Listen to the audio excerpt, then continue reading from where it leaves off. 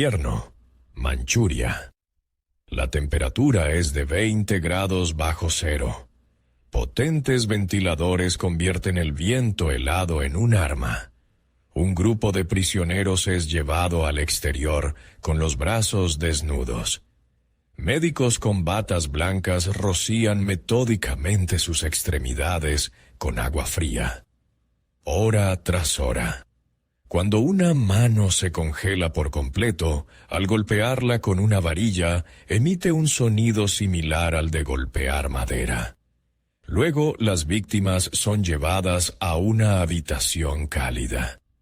Comienza la etapa principal: el estudio del proceso de descongelación y el desarrollo de la gangrena en tiempo real. Los científicos registran meticulosamente los datos, usando términos científicos, mientras una persona viva se convierte ante sus ojos en un objeto de disección. Estos hombres no eran sádicos, eran la élite de la ciencia japonesa, y este era solo uno de sus métodos. Para entender cómo algo así fue posible, es necesario mirar al corazón mismo de la cultura japonesa. ¿Por qué en los juicios de Nuremberg los médicos nazis asesinos fueron ejecutados, mientras que sus colegas japoneses, que experimentaron con seres humanos vivos, se convirtieron en la élite de la posguerra? Decanos de universidades, directores de hospitales y fundadores de gigantes farmacéuticos. ¿Y por qué en 1949, en los juicios de Khabarovsk, el mundo obtuvo pruebas de ataques biológicos que mataron hasta a 580,000 personas? ¿Pero esta verdad se ahogó en el silencio? Esta cifra es mayor que todas las bajas en combate de Estados Unidos en la Segunda Guerra Mundial. La respuesta a la primera pregunta, sobre la impunidad de los asesinos, le espera en la sección 7. El misterio del silencio del mundo lo desvelaremos en la sección 5. Este video no es una enumeración de horrores, es una autopsia del sistema que los engendró. Obtendrá 6 claves para los secretos más oscuros de Japón. Primera clave: el doble fondo del código Bushido. Segunda: el arte estatal de la tortura. Tercera: la anatomía de la unidad 731. Cuarta: la tecnología de las bombas de peste. Quinta: la cadena de montaje de la esclavitud sexual. Sexta: el pacto que otorgó la libertad a los asesinos. Comprenderá cómo detrás de una fachada de estética se esconde un abismo de crueldad. Esto cambiará para siempre su visión no solo de la historia de Japón, sino también de la naturaleza del mal. Nuestra primera clave, el código Bushido, la usaremos en 2 minutos. Descubrirá cómo el honor se convirtió en una justificación para la inhumanidad. ¿Cómo pudo suceder que el código Bushido, que exigía compasión al guerrero, diera origen al seppuku, uno de los rituales de suicidio más agónicos? ¿Fue esta crueldad una desviación accidental o parte del sistema? A primera vista, el Bushido se compone de 7 virtudes: justicia, coraje, benevolencia, honor y lealtad. Un código destinado a perfeccionar al guerrero. Un camino noble para la élite de la nación. Sin embargo, la realidad era otra. El samurái poseía el derecho legal de Kiri Sute Gomen, matar impunemente a un plebeyo para probar el filo de su espada. La compasión y el honor del Bushido eran conceptos estrictamente clasistas. No se aplicaban al 90% de la población, convirtiéndola en material fungible.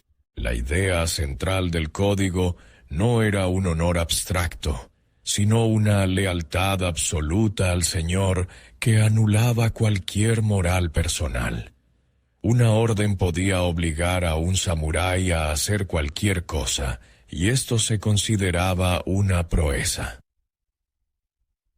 Fue precisamente este principio, la lealtad por encima de la moral, el que generó la siguiente paradoja.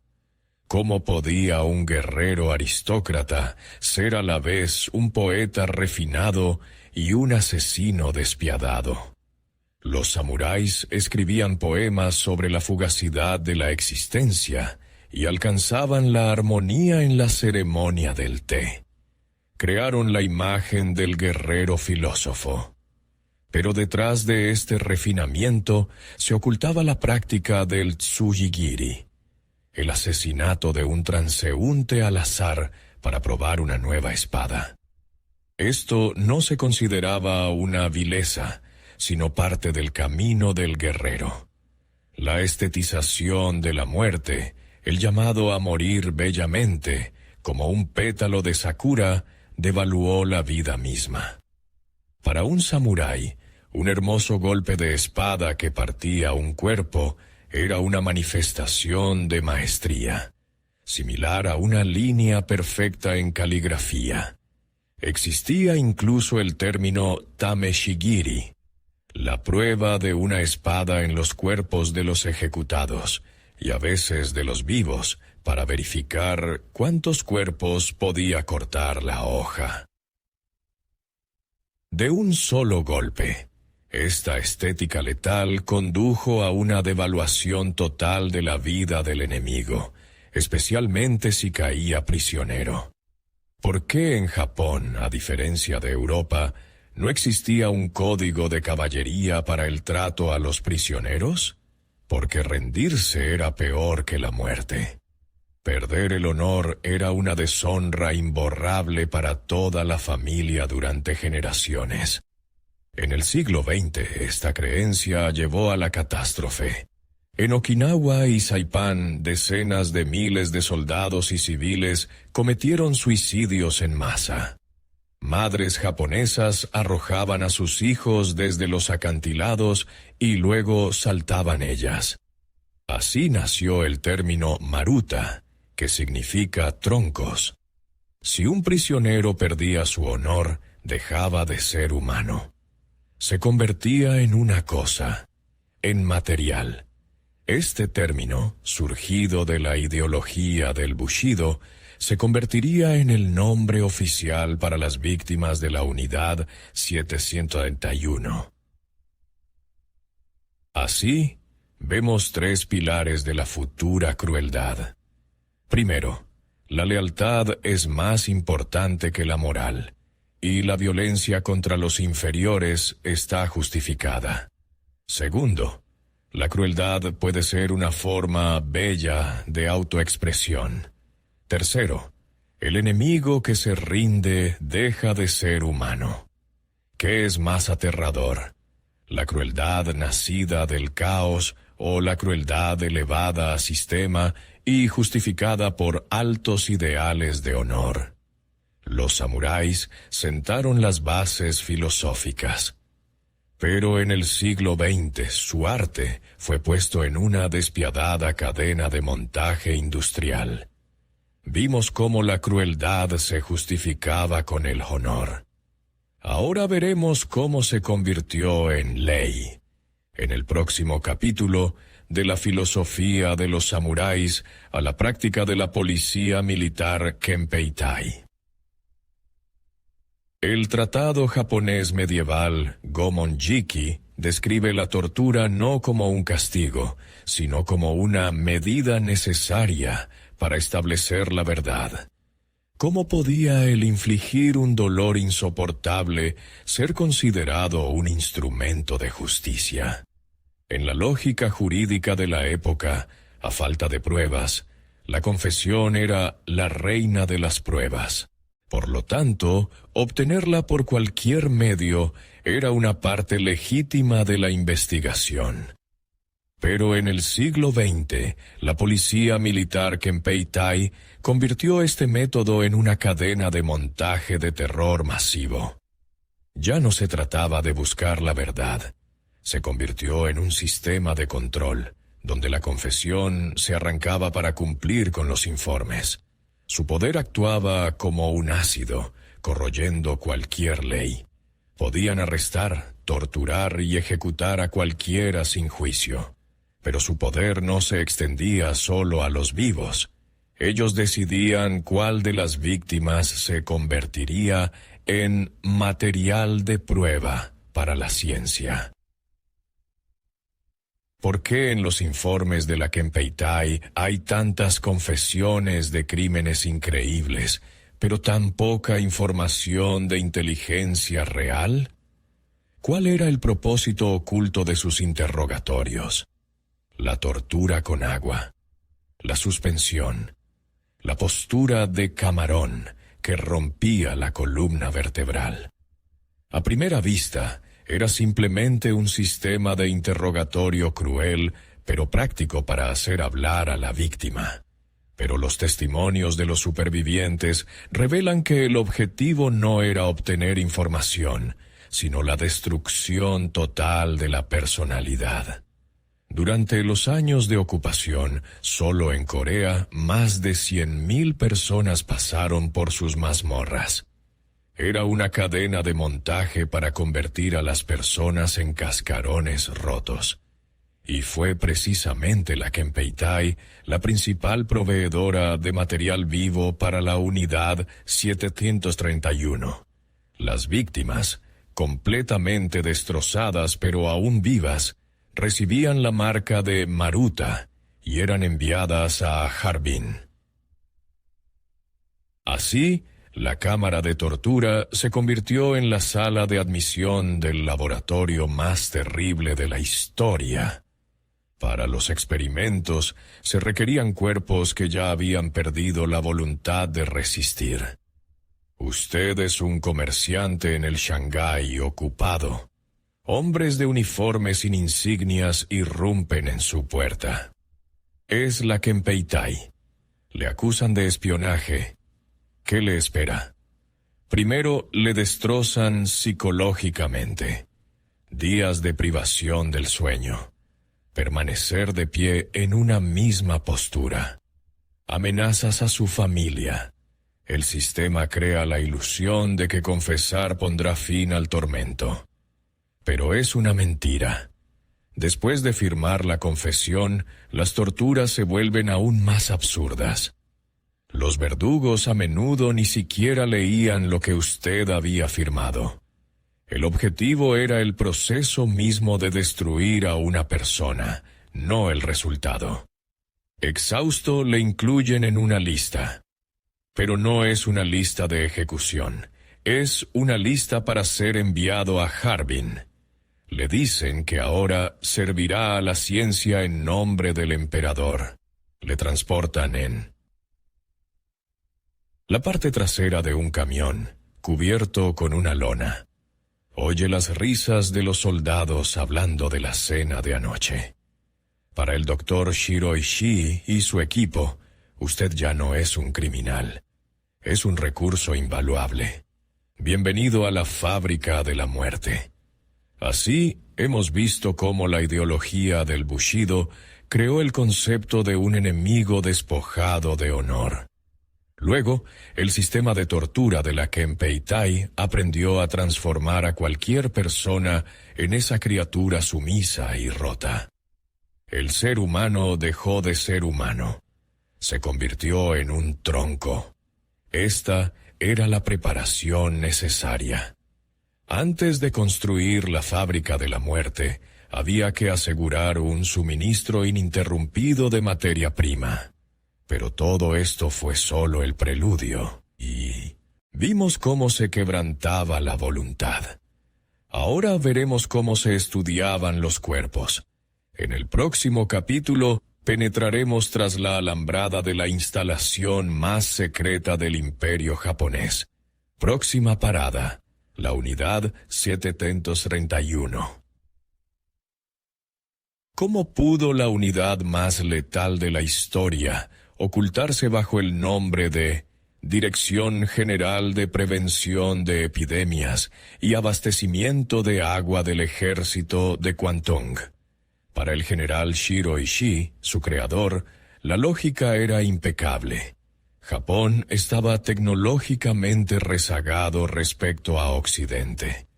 Las armas biológicas eran una forma barata y eficaz de corregir esto.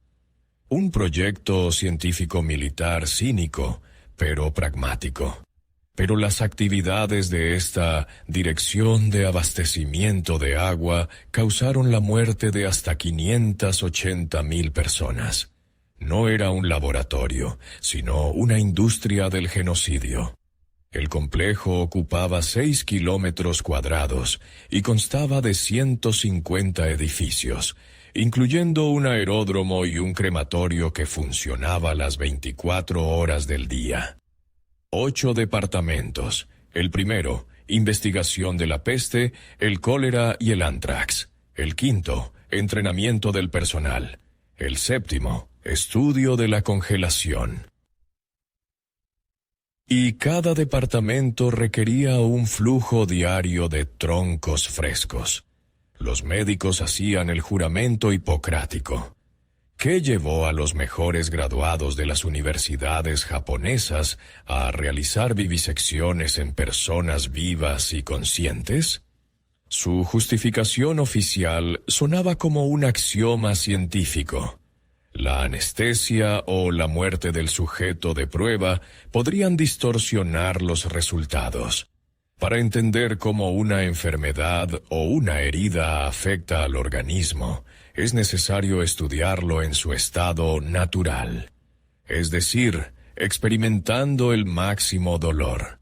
Pero infectar a prisioneros con sífilis para estudiar la enfermedad, colocar a personas en cámaras de presión hasta que sus órganos internos explotaran, amputar extremidades y coserlas a otras partes del cuerpo, no tenía nada que ver con la ciencia. Para ellos, el cuerpo humano no era más que un mecanismo de relojería. La vivisección sin anestesia era equivalente a abrir un reloj en funcionamiento para ver exactamente cómo encajan los engranajes. Pero estos monstruosos experimentos no eran un fin en sí mismos. Servían para crear armas capaces de destruir ciudades enteras. ¿Quién era el doctor Shiro Ishii? Graduado de la Universidad Imperial de Kioto, microbiólogo, teniente general. Utilizó una retórica patriótica para convencer a los mejores científicos de Japón de que se unieran a él en nombre del emperador. Creó la imagen de una gran misión científica. Los testimonios de los empleados pintan un cuadro diferente. Ishii presenciaba personalmente las vivisecciones, se reía a carcajadas y exigía a sus subordinados una crueldad aún mayor. No era un simple administrador, era un sádico que disfrutaba. Su principal herramienta de control era la ilusión de normalidad. En el territorio de la Fábrica de la Muerte, organizaba banquetes y competiciones deportivas para los empleados y sus familias.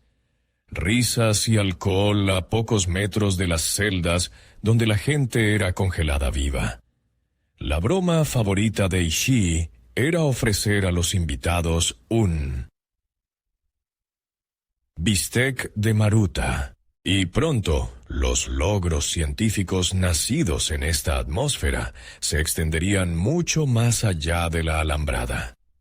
Así, hemos echado un vistazo al interior de la máquina de la muerte. Hemos visto su lógica pseudocientífica, su escala industrial y a su creador. Pero toda fábrica existe para fabricar un producto. Y el producto de la unidad 731, cultivos de peste, antrax, cólera, estaba listo para ser utilizado. En el próximo capítulo veremos cómo los tubos de ensayo de laboratorio se convirtieron en bombas aéreas y cómo los científicos de bata blanca dieron paso a los jinetes de la plaga del imperio japonés. Vimos cómo mataban dentro de los muros del laboratorio. Ahora veremos cómo mataban en las calles de las ciudades. El experimento ha terminado. Comienza la aplicación. ¿Cómo se entrega una plaga viva a una ciudad densamente poblada? Una bomba aérea convencional mataría tanto a las bacterias como a sus portadores con el calor y la onda expansiva. Los ingenieros de la Unidad 731 encontraron una solución: la bomba de cerámica Uji. Su frágil carcasa no explotaba, sino que se rompía al impactar contra el suelo, liberando miles de pulgas vivas infectadas con la peste bubónica. No eran prototipos aislados. Las incubadoras especiales de la unidad podían producir hasta 45 kilogramos de pulgas en pocos días. Esos son 30 millones de insectos listos para el ataque. Pero las bombas eran solo uno de los métodos. Los agentes contaminaban pozos con tifus, esparcían alimentos envenenados y liberaban miles de ratas infectadas en las ciudades. En 1940, todo este arsenal se utilizó por primera vez contra civiles indefensos. Octubre de 1940, la ciudad china de Ningbo. Un día de mercado normal. Aviones japoneses aparecen en el cielo, pero en lugar de explosiones, sobre la ciudad cae una extraña mezcla de trigo y polvo. La gente recoge el grano desconcertada, sin sospechar que junto con él han caído miles de pulgas de la peste. Una falsa sensación de alivio. No eran bombas, pero 4 días después aparecen los primeros enfermos en la ciudad. Los médicos locales entran en pánico. No había habido peste bubónica aquí en décadas. La epidemia se propaga a una velocidad aterradora. Ningbo fue solo uno de decenas de episodios.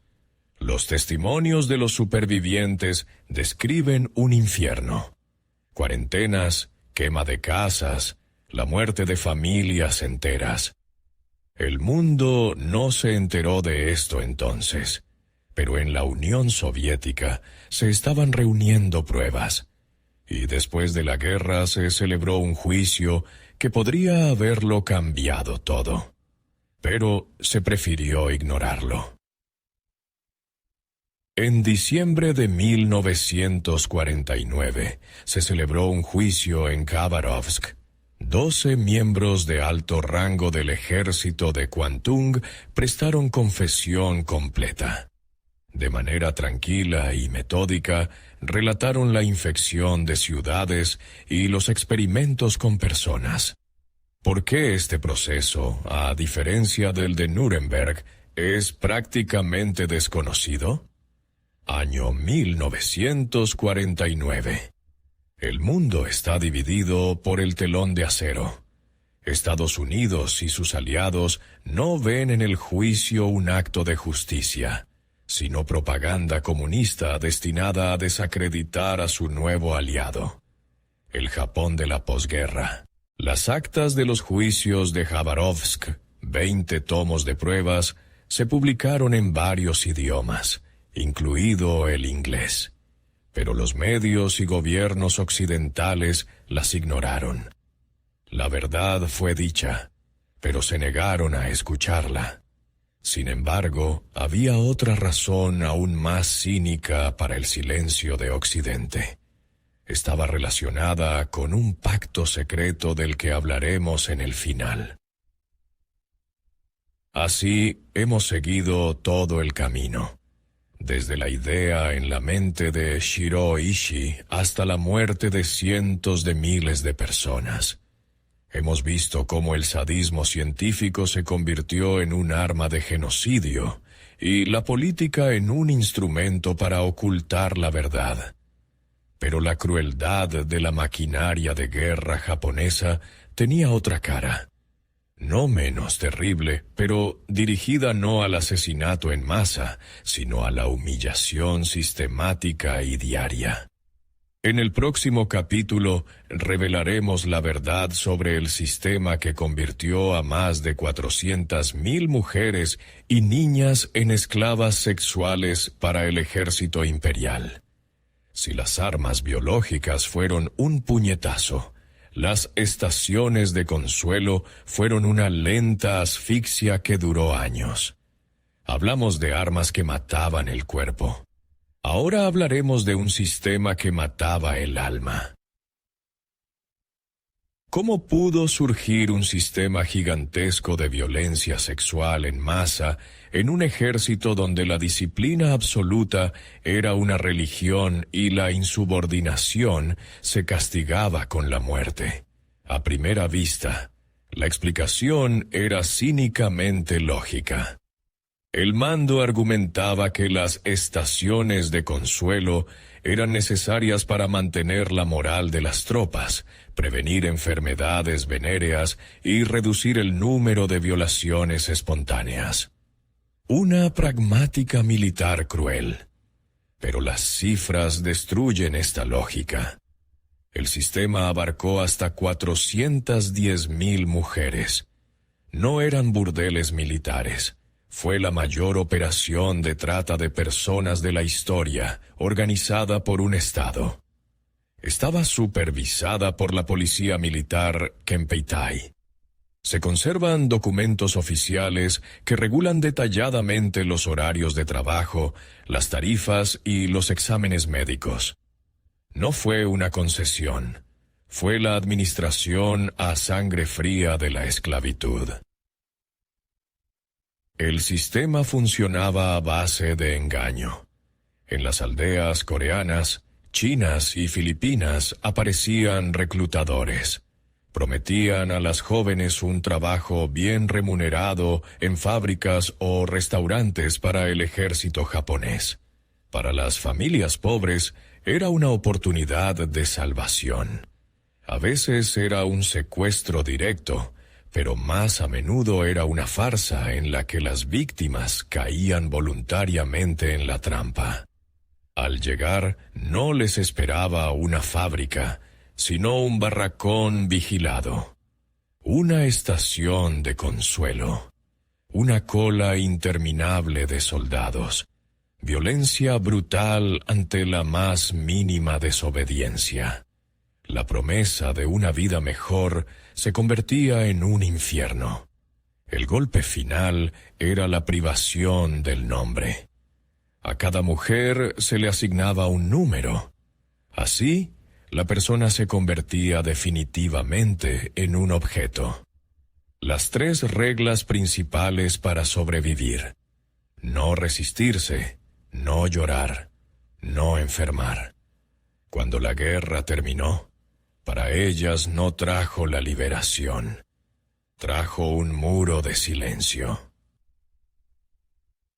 ¿Por qué este sistema desapareció de la historia durante casi medio siglo? La primera razón es el profundísimo trauma personal.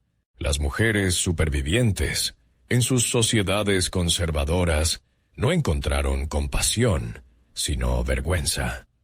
Su silencio fue causado por el miedo a ser rechazadas por sus familias. Pero en 1991, la coreana Kim Hak-sun, que ya tenía 68 años, contó públicamente su historia por primera vez. Su valentía provocó una reacción en cadena. Bajo la presión de los testimonios, Japón ofreció disculpas oficiales pero evasivas. Esto provocó una fuerte reacción de los nacionalistas japoneses. Comenzó una activa campaña de negación y reescritura de la historia. El silencio no fue solo personal, sino también político. y esta herida sigue sin cicatrizar. ¿Puede un Estado justificar crímenes contra la humanidad por necesidad militar? Mientras el mundo juzgaba a los nazis en Nuremberg, para los arquitectos de la máquina de la muerte japonesa, la guerra no terminó en derrota, sino en una oportunidad increíble. Shiro Ishii y sus colegas de la Unidad 731 no evitaron la horca por casualidad. Hicieron un trato. En el próximo y último capítulo desvelaremos los detalles de este cínico acuerdo que permitió a los asesinos convertirse en pilares de la sociedad de posguerra y enterró la verdad durante décadas. Este es el secreto más oscuro de Japón, y su clave esperaba a los vencedores en tubos de ensayo con la plaga. Cuando el emperador Hirohito anunció la rendición, Shiro Ishii no cometió seppuku. Fingió su propio funeral y desapareció. ¿Cómo pudo evaporarse el principal organizador del programa de armas biológicas, buscado como un criminal de guerra clave? A primera vista, todo iba según lo planeado. Los investigadores estadounidenses de Fort Detrick iniciaron una caza activa. Su objetivo parecía obvio: reunir pruebas para el Tribunal de Tokio. Pero cuanto más aprendían los estadounidenses sobre la escala del programa de Ishii, más cambiaba su objetivo. Se dieron cuenta de que los datos sobre el efecto del anthrax y la peste en seres humanos vivos eran imposibles de obtener por medios éticos. Esta información era inestimable para su propio programa de armas biológicas contra la URSS. El cinismo de la situación queda registrado en informes desclasificados. Un general estadounidense califica los datos de Ishii como absolutamente invaluables y recomienda ocultarlos al Tribunal Internacional. Así, la justicia fue sacrificada en aras del beneficio geopolítico. El precio de esta información no fue en dinero. El precio fue la justicia misma. Los estadounidenses obtuvieron datos de al menos 10.000 experimentos humanos. Una biblioteca médica completa, escrita con sangre en 20 gruesos volúmenes de informes. ¿Cómo es que médicos que realizaron personalmente vivisecciones en seres humanos vivos se convirtieron después de la guerra en decanos de universidades y fundadores de las mayores farmacéuticas? La esencia del trato era simple y monstruosa. Ishii y todos sus subordinados entregarían los resultados de sus investigaciones exclusivamente a los Estados Unidos. A cambio, las autoridades estadounidenses les garantizarían inmunidad total frente a un proceso judicial. Ningún dato debía caer en manos de la URSS, que estaba llevando a cabo sus propios juicios en Khabarovsk. Pero no fue simplemente una amnistía para unos pocos líderes. Fue un indulto completo para toda la organización. Ninguno de los más de 3.000 empleados de la unidad fue llevado a juicio. Sus nombres fueron borrados de las listas de criminales de guerra, y la propia existencia de la unidad fue clasificada como secreta. Sus conocimientos, obtenidos a través de la tortura, se convirtieron en la base de sus carreras. Masashi Kitano, sucesor de Ishii, se convirtió en el director de la mayor compañía farmacéutica japonesa, Green Cross. Los asesinos de bata blanca comenzaron a vender medicamentos para salvar vidas. Para que esta nueva realidad fuera posible, la verdad tuvo que ser enterrada con el esfuerzo conjunto de 2 estados. ¿Por qué el propio Japón no exigió un juicio para estos monstruos? ¿Por qué la sociedad japonesa los aceptó de nuevo? La respuesta obvia es la censura de la Administración de Ocupación estadounidense. Estados Unidos controlaba todos los medios de comunicación japoneses, y el tema de la Unidad 731 estaba estrictamente prohibido. Todos los archivos que no tuvieron tiempo de destruir fueron llevados en secreto a Estados Unidos. Parecía que el silencio había sido impuesto desde fuera. Sin embargo, el nuevo gobierno japonés estaba vitalmente interesado en este silencio. Reconocer la existencia de la unidad habría significado el pago de colosales reparaciones a China. Habría sido un golpe devastador para la economía y el orgullo nacional.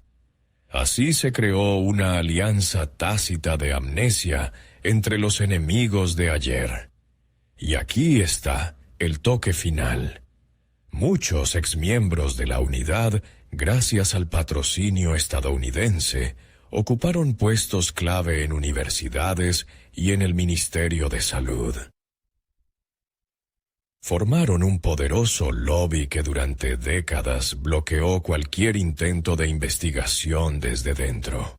Los asesinos se convirtieron en los guardianes de su propio secreto. El trato se cerró. Los asesinos, a cambio de sus sangrientos secretos, obtuvieron libertad, respetabilidad y prosperidad. Sus víctimas, el olvido total. Este fue el acto final de deshumanización. Primero les quitaron la vida y la dignidad, y luego, después de la guerra, les quitaron incluso el derecho a la memoria y a la justicia. El precio de estos datos invaluables fue la justicia para más de 500,000 de víctimas de los ataques biológicos de la unidad. Ahora reuniremos las 6 claves de nuestra investigación. Responderemos a la pregunta central: ¿cómo pudo una cultura de honor engendrar esta cadena de montaje de la muerte? ¿Y qué se necesita para que algo así no se repita nunca más? En unos minutos obtendrá la respuesta completa que conectará la espada samurái, el laboratorio del Doctor Muerte y el despacho de un general estadounidense en una sola cadena. Así, tenemos ante nosotros 6 claves. Unámoslas en una sola cadena. Cómo una nación que dio al mundo una estética refinada engendró una máquina de aniquilación total. La respuesta no está en una sola persona ni en un solo evento. La respuesta está en el sistema. La primera clave, el código Bushido, creó el permiso cultural para la crueldad. Anuló la moral personal en favor de la lealtad absoluta y devaluó la vida de cualquiera que fuera considerado enemigo o plebeyo. Pero la ideología está muerta sin un instrumento. La segunda clave, la policía militar Kempeitai, se convirtió en ese instrumento. Transformó las ideas abstractas de honor en una bien engrasada cadena de montaje de terror y tortura estatal. El código Bushido era como un cuchillo afilado. La Kempeitai, en cambio, construyó la fábrica donde ese cuchillo desmembraba destinos humanos a escala industrial. Pero sobre estos cimientos se erigió un edificio aún más terrible. La tercera clave, la unidad 731, añadió a este sistema el elemento más peligroso: la racionalización científica del mal. La crueldad dejó de ser un acto emocional. Se convirtió en un trabajo científico a sangre fría en nombre del progreso. A los sujetos de prueba se les llamaba cínicamente Maruta, que significa troncos, para borrar su esencia humana incluso en el lenguaje y convertirlos en simple material fungible. La cuarta clave, La tecnología de las bombas de peste demuestra que no se trataba de sadismo por sadismo. Era parte de una estrategia militar deliberada. El laboratorio creaba el arma y el ejército la utilizaba, considerando el genocidio como una forma más eficiente de hacer la guerra. La vida humana en esta ecuación era igual a cero. El camino desde el código de honor del guerrero hasta el lanzamiento de pulgas de la peste sobre ciudades pacíficas había sido recorrido. Pero esta devaluación se extendió mucho más allá del campo de batalla. La quinta clave, el sistema de estaciones de consuelo, muestra que esta lógica se aplicaba a todos los que eran considerados un recurso. Los cuerpos de las mujeres se convirtieron en un instrumento para mantener la eficacia del ejército, igual que los rifles o las municiones. No fue el caos de la guerra, sino un frío cálculo administrativo. Y aquí está la sexta y última clave, que cierra la cadena. El pacto que otorgó la libertad a los asesinos aplicó la misma lógica al propio concepto de justicia. Así como las vidas de las mujeres se canjearon por la moral de las tropas, la justicia se canjeó por datos científicos invaluables. El beneficio pragmático prevaleció sobre la moral. La ecuación final: 3.000 criminales amnistiados frente a más de 1 millón de víctimas olvidadas. ¿Se ha encontrado alguna vez en una situación en la que un gran objetivo se utilizó para justificar medios inmorales? Esta historia no es solo sobre Japón. Es una lección universal sobre cómo la ideología, multiplicada por la burocracia y la pseudociencia, puede convertir a personas corrientes en monstruos. Y cómo las naciones pueden preferir un olvido conveniente a un arrepentimiento doloroso. Esta historia nos plantea a cada uno de nosotros y a cada país una elección fundamental. ¿Qué es más importante? Un reconocimiento doloroso pero honesto de las páginas más oscuras de la propia historia, para que algo así no se repita nunca más, o la preservación del orgullo nacional a través del silenciamiento, la negación y la reescritura del pasado. No es una pregunta retórica, es una elección que define el futuro. Exprese su posición con una sola palabra en los comentarios. Escriba verdad si cree que solo el reconocimiento total del pasado puede sanar a una nación. O escriba orgullo si cree que el pasado no debe ensombrecer el presente. Este debate es la lección más importante que podemos aprender.